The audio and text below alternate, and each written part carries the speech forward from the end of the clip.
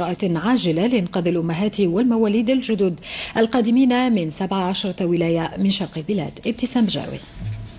3 نساء إلى 4 على سرير واحد و4 مواليد جدد في السرير الواحد هي حالة مصلحة الولادة بالمستشفى الجامعي بقسنطينة، وضعية كارثية بكل المقاييس تعانيها المصلحة التي تستقبل أكثر من 100 امرأة يوميا من كل ولايات شرق البلاد.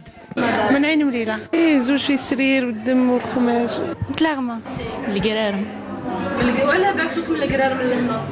ما على باليش، قالوا لي طلع لك قسنطينة طول. مشاكل بالجملة حملها الكادر الطبي والشبه طبي ورمى بها إلى رئيس المصلحة.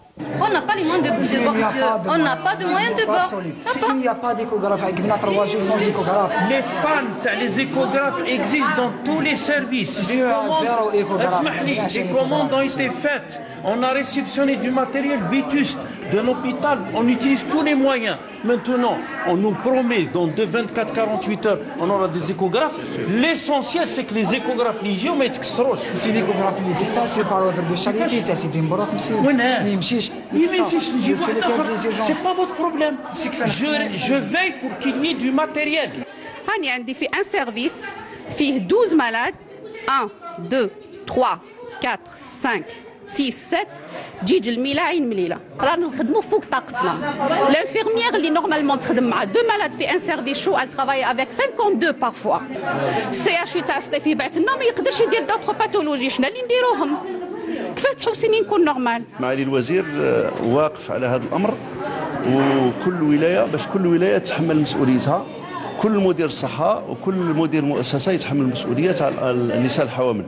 الوضعيه اكثر كارثيه بقاعه الولاده. طب هذه ما تصلحش، الوحيده اللي تصلح هذه شويه.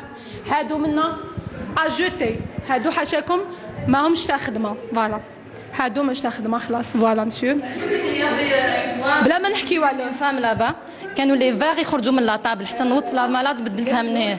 لي فاغ والله العظيم بعيني شفت لي فاغ خارجين من لاطابل. القاعه تشغل اج 24 حوالي واحد 100 مريضه اللي تدخل. نستناو في المصلحه الجديده ونبداو بوسائل جديده.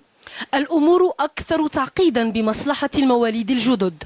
On n'a pas de matériel, on n'a pas de moyens humains, on a 4 infirmières pour 80 bébés. On draine tous les stagiaires avec un service de néonat qui ne dispose pas de pédiatre. فما هو الحل في هذه الحالة؟ من الأحسن نغلقوها باش نخدموها لاز ونخدموها بلي نورم. طلبنا من مديرية الصحة باش نحولوا المرضى تاعنا نحولوهم للمستشفى البير. هي تراكمات عقود يحاول الطاقم المسير بالمستشفى الجامعي حلحلتها، والموعد مع استلام التوسعة الجديدة بعد 2 شهرين من الآن. تدعم